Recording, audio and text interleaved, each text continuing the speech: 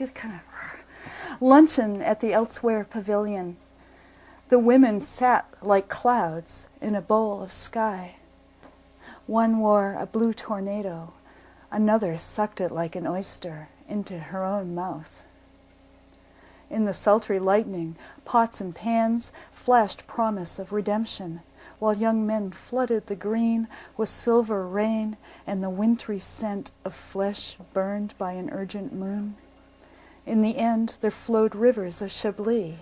One bedraggled hurricane saved the day, wrote the check in lines of snow that cut like ice the boozy swoon. Right. You think when you're writing, obviously when you read, these are the first two poems that are strictly female-oriented in that sense.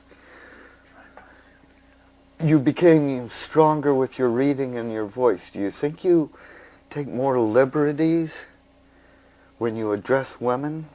Probably. That you're freer to bark and scratch? You just don't know me well enough, Steve. But I mean in your I work. don't know. I would hope so, yeah.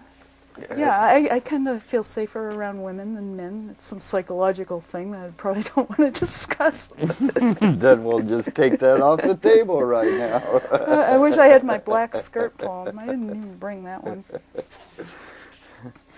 But I am tending to be just as mystified as any man about women and myself.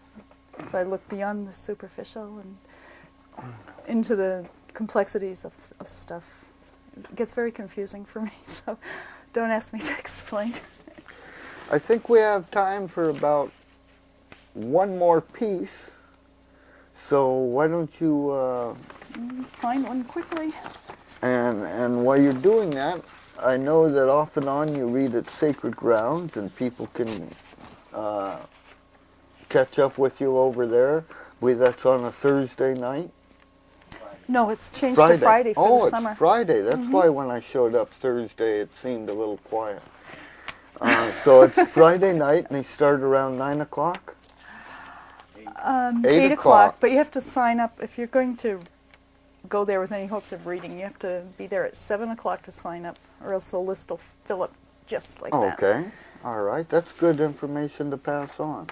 Here's another kind of womanly one. Cassandra Speaks. Now, Cassandra was the prophetess who, when Apollo tried to seduce her and she rebuffed him, he punished her by making her a seeress, or a person that could prophesy the future.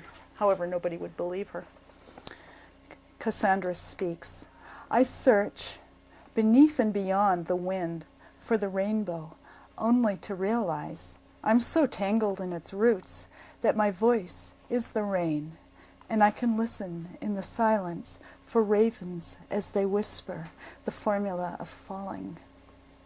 Again, in silence, I watch young men rage into war. I am older than the dove's image, and the rain falls on lifeless bodies, as though my voice is heard only by those dying of thirst. What a perfect piece to end on. Amelia, I want to thank you a lot for coming on tonight. I enjoyed it immensely. I want to thank you for having me come on. This has been way fun. We'll get the word out when your book is finally out in print. And until next week, or next couple weeks, this is Steve Miller with the Mad River Voices.